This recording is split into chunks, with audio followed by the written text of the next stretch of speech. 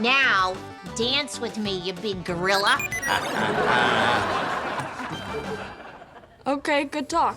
Welcome to MsMojo, and today we're counting down our picks for the top 10 things that 90s show gets wrong about the 90s. It's really important I don't pick something everyone will think is dorky. Well, you couldn't pick something dorky if you tried. Come on, what's your favorite movie? For this list, we'll be looking at the chronological inaccuracies in the That 70s Show spinoff that had 1990s kids yelling as if. Did you spot any other 90s anachronisms in the series? It would be wicked if you pointed them out in the comments. Number 10. How Sherry didn't get her groove back. While Leia's giving the 411 on her earlier encounter with Jay, Gwen finds a very 90s way to dismiss her mom after she tries to get down with the kids. I so do. I just feel like a brand new woman. I can't wait to see what's on the horizon for Mom, me. thanks for the ride, but could you go get your groove back somewhere else? Some fans believe her groove back comment might be a nod to the 1998 rom-com drama How Stella Got Her Groove Back, which is about a 40-something-year-old single mom who rediscovers her zest for life. But as we mentioned, it wasn't released until 1998, about 3 years after season 1 of That 90s Show is set. Okay, I'll go find myself a contempo casual. And considering the best-selling book it's based on was originally published in 1996, this reference should not have been on Gwen's radar yet. I'm not gonna tell if you don't. You know what? You need to get up and go to your room. Number 9. Does Leia's Batman Forever alibi track? In the 4th episode, Leia lies about plans to attend a rave by weaving a clumsy tale about the 1995 superhero flick Batman Forever. A movie? That sounds fun. Yep, Batman Forever. It's getting rave reviews. Dude. Not rave reviews, mixed reviews. But does her cover-up check out? Well, Batman Forever hit the silver screen on June 16th, 1995, indeed getting mixed reviews, as Leia states. Sure, it's believable that Leia and the gang simply weren't in any rush to see the movie and could catch it towards the end of its big screen run. You caught me, I lied! I didn't lie about going to the movies, I lied about the rave. Reviews! We should get going. However, it wasn't released on VHS until Halloween of that year, so how does the video store already have a copy in episode 2? This is just one of many movie title anachronisms, but more on that later. Maybe you're overthinking this. Could we fast forward to the part where you pick a movie? Number 8. Ozzy's modern Phantom of the Opera merch. Poor Ozzy. No one seems to believe he has a Canadian boyfriend whom he met at the merch stand of a Phantom of the Opera showing in Montreal. And I met the cutest guy, Etienne. We were both reaching for the last Kids XL souvenir sweatshirt, and he let me keep it. We've never seen the sweatshirt. They also don't believe the sweatshirt in question exists either. However, by the end of the episode, both stories seem to track. Or do they? Bonjour, Etienne. Tu me manques si. Comment ça tes amis ne pensent pas que j'existe? If you were a major Phantom stan in the 90s, you might recall the official merch looking slightly different. For starters, the mask wasn't as big and the flower appeared beside instead of underneath the text. Ozzy's sweatshirt, however, bears a closer resemblance to more modern merchandise. Oh, oui. Oui. Maybe the Kids XL souvenir sweatshirt they both reached for is masquerading as some kind of magical time-traveling device? Yes, that was a Phantom joke. Number 7. The 2015 Milwaukee Bucks logo. Whoever decorates Point Place's local teen hangout is a big sports fan. Or at least that's what they want us to think. Nick? What? You here? Whoa. Now? How? What? Weird. I told you I was gonna be here. Right. But some eagle-eyed NBA supporters notice that the Milwaukee Bucks streamer hanging above the window is about 20 years ahead of its time. The logo these so-called fans opted for wasn't introduced until 2015. Jabari Parker was one of the first to give his approval. It's a new era in it, new twist, and it just speaks about where we're trying to go. Meanwhile, the one you would have seen in 1995, designed following the team's 25th anniversary, depicted a green buck on a purple triangle with bold silver text in front. The logo got another revamp in 2006 before becoming this design best recognized by Bucks fans in the 2010s, or mid-90s if you lived in Point Place apparently. 3 painters created their works of art live. The final product, a masterpiece. These 3 new Bucks logos. Number 6. Donkey Kong's modern makeover. Video game graphics have come a long way in a relatively short time, and Donkey Kong is no exception. Leia, do you want to hear about the Donkey Kong conspiracy? He's a gorilla. 2 editions of the game were released in 1995, with Donkey Kong Country 2: Diddy's Kong Quest becoming that year's second best-selling game. However, those of us who remember happily spending endless hours playing on our Super Nintendos or Game Boys recall the visuals a little differently than what Leia hallucinates. Well, now who wouldn't want to be your friend? You are smart and charming. In fact, you deserve a cookie. In fact, we would have been majorly impressed if the graphics had been that advanced. Her vision seemed to align better with Donkey Kong Jungle Beat, which was released in 2004.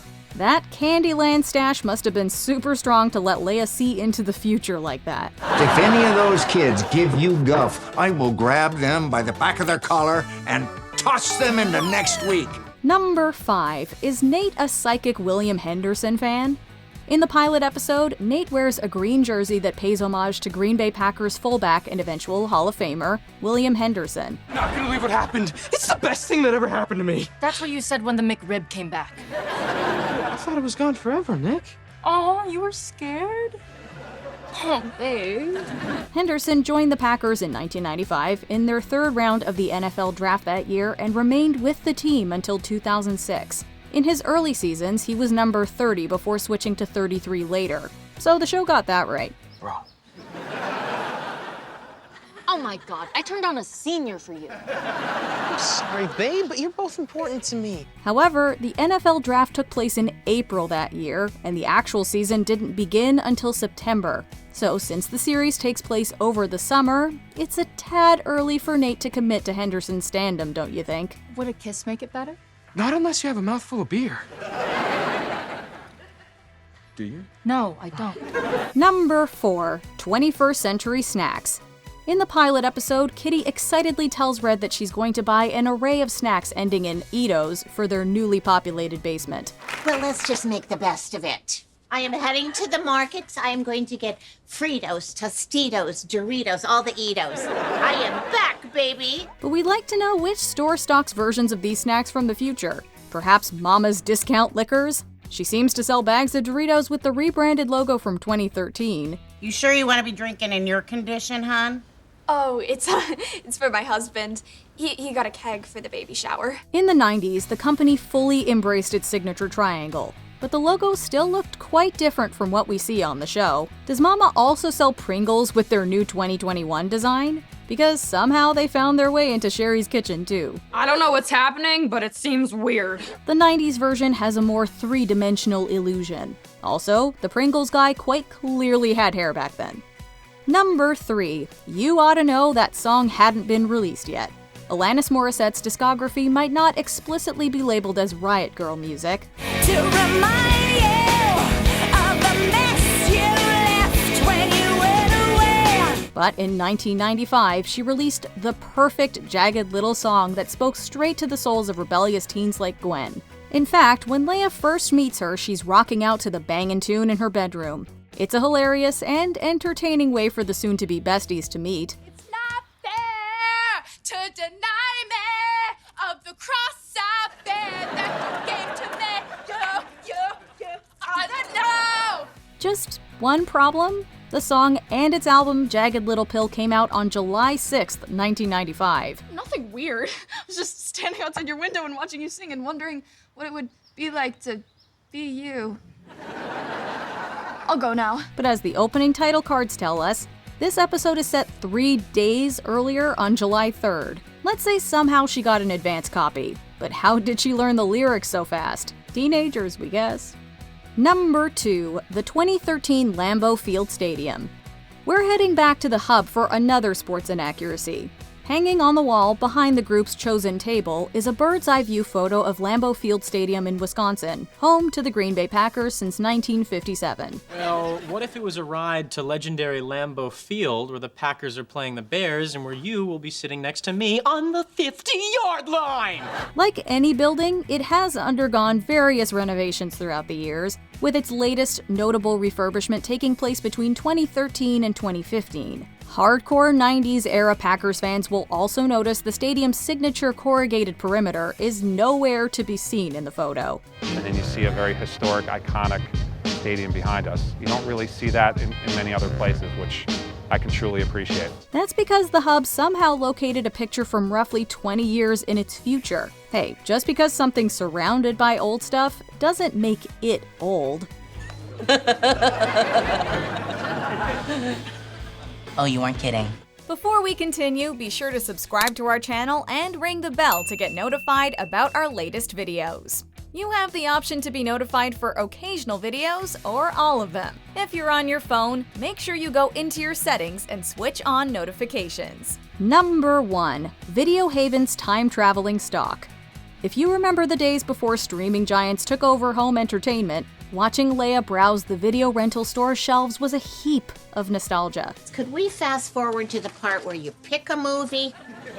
Oh, fast forward! That is clever! I should send that in to Leno. But did you also pause and look closely at some of the videotapes on offer? We talked about Batman Forever already, but how did they get Apollo 13, which wasn't released on VHS until November 1995? So I'm trying to find a cool movie for movie night, and not that I'm super worried about it or anything, but what's that one movie, you know, with all the guys and the place and the guys? Yet, you could find older films like the 1992 comedy My Cousin Vinny labeled under new releases. Also, The Lost World Jurassic Park wasn't even in theaters until 1997. And it appears that they used the 2000 re-release cover image. Come on, Grandma, we gotta go. Oh, just a sec. Pastor Dave, it's Kitty. I haven't seen you since the potluck. That was very unholy. A store that stocks yet-to-be-released films, Leia's movie night is set to be all that and a bag of chips. Do you agree with our picks? Check out this other recent clip from MsMojo. And be sure to subscribe and ring the bell to be notified about our latest videos.